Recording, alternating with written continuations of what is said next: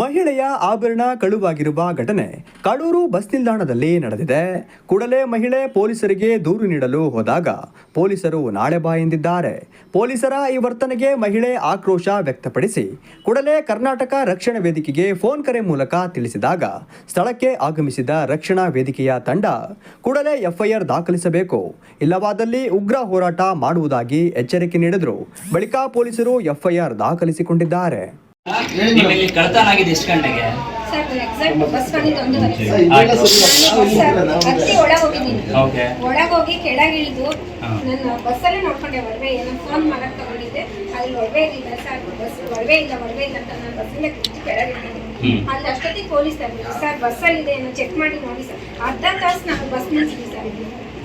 ಅಲ್ಲಿ ಪೊಲೀಸ್ನವರು ಏನಾದ್ರು ಮಾಹಿತಿ ನಿಮಗೆ ಏನಾದ್ರು ಹೇಳಿದ್ರ? ಏನಂದ್ರು ಪೊಲೀಸ್ನವರು ಕಳ್ತನ ಮಾಡಿರೋದು ಬಸ್ ಒಳಗಿರಲ್ಲಮ್ಮ, ಬಸ್ ಮೂವ್ ಮಾಡಕ್ ಬಿಡ್ರಿ, ನಾವು ಅರ್ಧ ತಾಸಾದ್ರೂ ಮೂವ್ ಮಾಡಕ್ ಬಿಟ್ಟಿರಲಿಲ್ಲ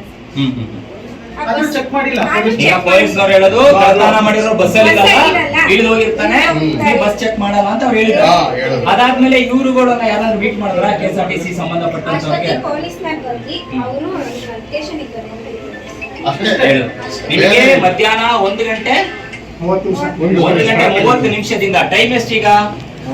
ಟೈಮ್ ಅಲ್ಲಿ 8:15 ಆದ್ರೂ ನಿಮ್ಗೆ ಯಾವ್ದೇ ರೀತಿ ಸ್ಪಂದನೆ ಇಲ್ಲ. ಇಲ್ಲಿ ಪೊಲೀಸ್ ಇಲಾಖೆಯಿಂದನೂ ಇಲ್ಲ, KSRTC ಸಂಬಂಧಪಟ್ಟವರಿಂದನೂ ಕೂಡ ಯಾವ್ದು ಇಲ್ಲ. ರೆಸ್ಪಾನ್ಸ್ ಮಾಡಿ ನಮ್ಮನ್ನ ಕೇಳಿ ಸಮಾಧಾನ ಇಲ್ಲಿ ಯಾರು ರೆಸ್ಪಾನ್ಸ್ ಇಲ್ಲ.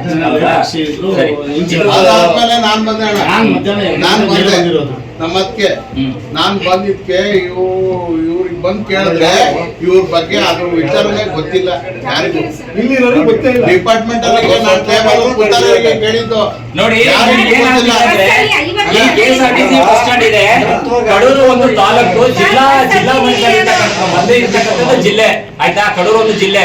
ಇವತ್ತು ದೊಡ್ಡ ಇಂಡಸ್ಟ್ರಿಯಲ್ ಏರಿಯಾಗಳಾಗ್ತಾ ಇದೆ, ಎಲ್ಲ ಮಟ್ಟಕ್ಕೂ ಬೆಳೀತಾ ಇರ್ತಕ್ಕಂಥದ್ದು ಒಂದು ಒಂದು ಪ್ರದೇಶ ಅಂದ್ರೆ ಕಡೂರು, ದೊಡ್ಡ ಮಟ್ಟದಲ್ಲಿ ಬೆಳೀತಿರ್ತಕ್ಕಂಥ ಒಂದು ಕಡೂರು. ಇಲ್ಲಿಗೆ ಈಗ ಆಗಿರ್ತಕ್ಕಂಥ ಗಾರ್ಮೆಂಟ್ಸ್ ಇಂಡಸ್ಟ್ರಿಯಲ್ ಏರಿಯಾಗಳೆಲ್ಲ ಇಲ್ಲಿಗೆ ಬರ್ತಾ ಇದೆ.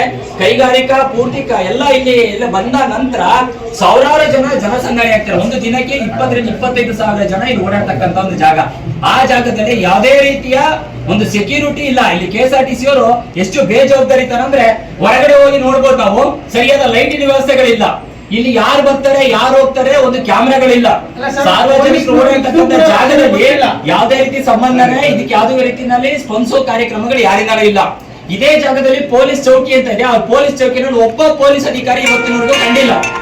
ಈ ರೀತಿಯಲ್ಲಿ ಏನಾಗ್ತದೆ ಅಂದ್ರೆ ಸಾರ್ವಜನಿಕರ ಹಣದಲ್ಲಿ ಸಾರ್ವಜನಿಕರಿಂದ ಗೆದ್ದು ಬಂದಿರತಕ್ಕಂಥ ಶಾಸಕರಾಗಿರ್ಬೋದು, ಸಚಿವರಾಗಿರ್ಬೋದು, ಮುಖ್ಯಮಂತ್ರಿಗಳಾಗಿರ್ಬೋದು, ಇವ್ರು ಯಾರು ಸಾರ್ವಜನಿಕರಿಗೆ ಸರಿಯಾದ ವ್ಯವಸ್ಥೆಗಳನ್ನ ಮಾಡ್ತಿಲ್ಲ ಅಂದ್ರೆ ಇಲ್ಲಿರ್ತಕ್ಕಂಥ ಅಧಿಕಾರಿಗಳು ಬಂದು ನಾನೇ ದೊಡ್ಡ ಅಧಿಕಾರಿ, ನಾನೇ ನಿಮಗೆಲ್ಲ ಯಜಮಾನ ಅನ್ನೋ ರೀತಿಯಲ್ಲಿ ಬಿಹೇವ್ ಮಾಡ್ತಾರೆ.